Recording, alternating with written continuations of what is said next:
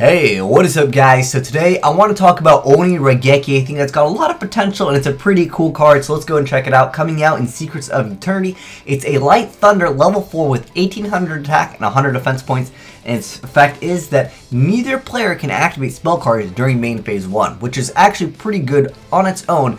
Because there's some cards in the game where main phase 2, they really don't do anything.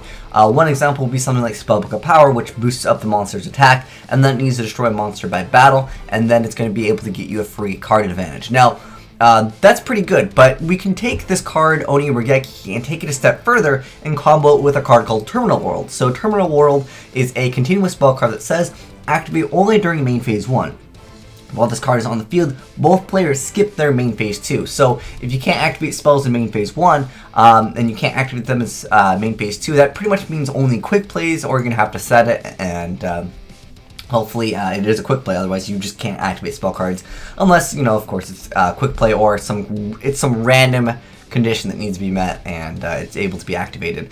But anyways, we can take this even a step further. So we could actually combo it with DENKO SEKKA and then make it so no one can activate traps, or you can also have Royal Decree. But I think DENKO SEKKA is just more viable because you can take it even further and then have Vanity's Emptiness face up. Of course, Vanity's Emptiness needs to be face up before DENKO SEKKA hits the board. But the thing is, if you have this lock, basically that means no special summons, no traps, and if you have this combo, that means no spells. Now, some decks in the game, they just have no monsters with large attack. Like, they just simply happen to rely on a bunch of small monsters. Like, Plant Synchro would be an excellent example where they just couldn't deal with a monster that had, 1700 attack or 1800 attack. They can't get over that.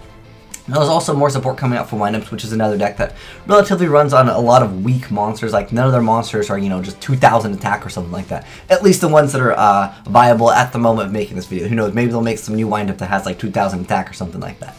But for the most part, I think this is like a really potentially cool card because we can actually abuse this really hard.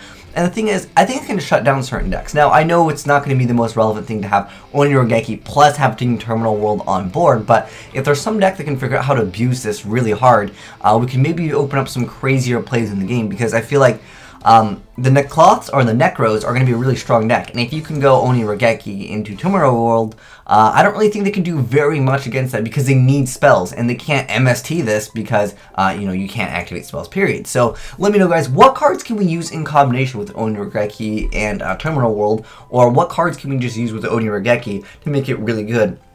Like I mentioned before, I think that you can have a potential little lock here with Oni Raigeki, Terminal World, DENKO SEKKA. Maybe if you've already special summoned, that can also be a thing. Maybe you just get a monster with relatively large attack. But I'd love to know what you have to say, guys, about Oni Raigeki, because I think this card is pretty darn cool. But anyways, thanks for watching, guys. Asian Eyes out.